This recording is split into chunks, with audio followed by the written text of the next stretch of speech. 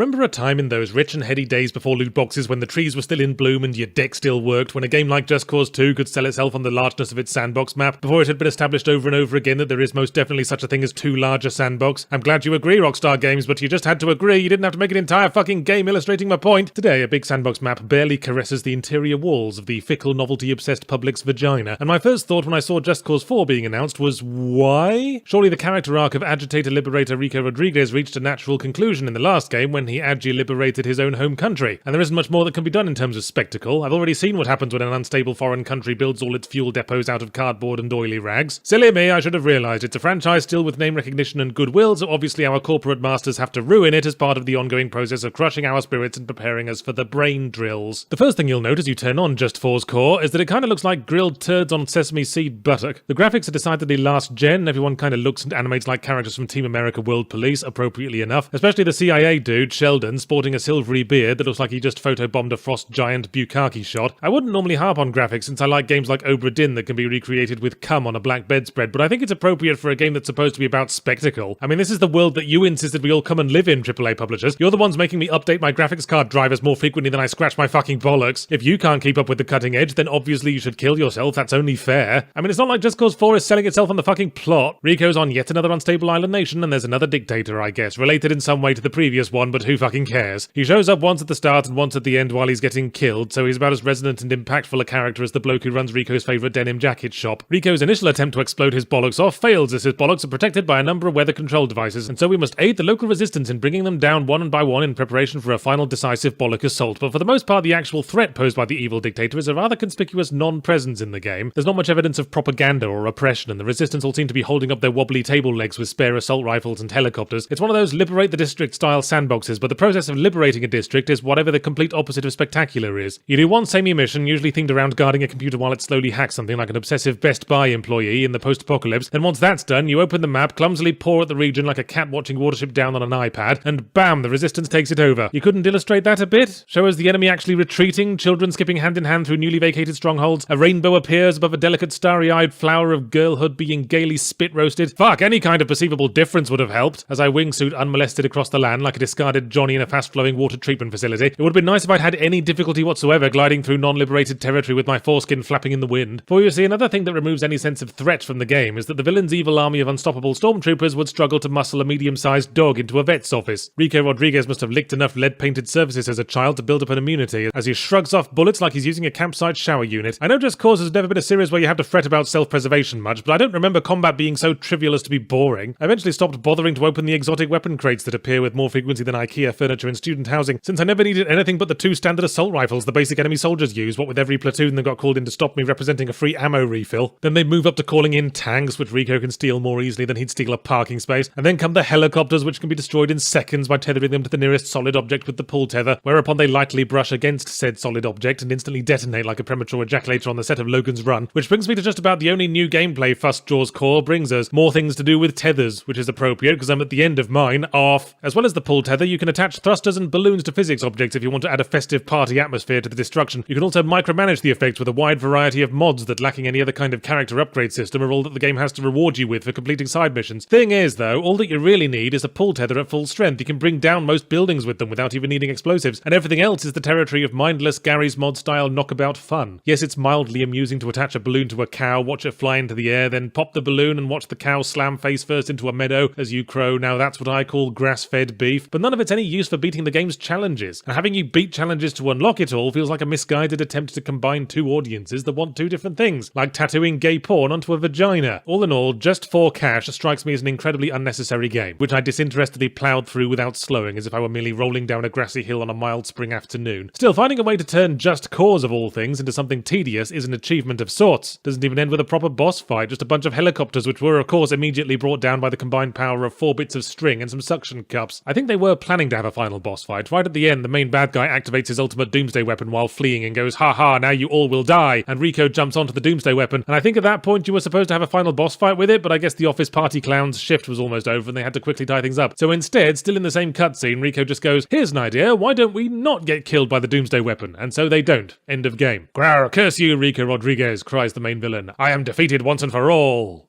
Somehow."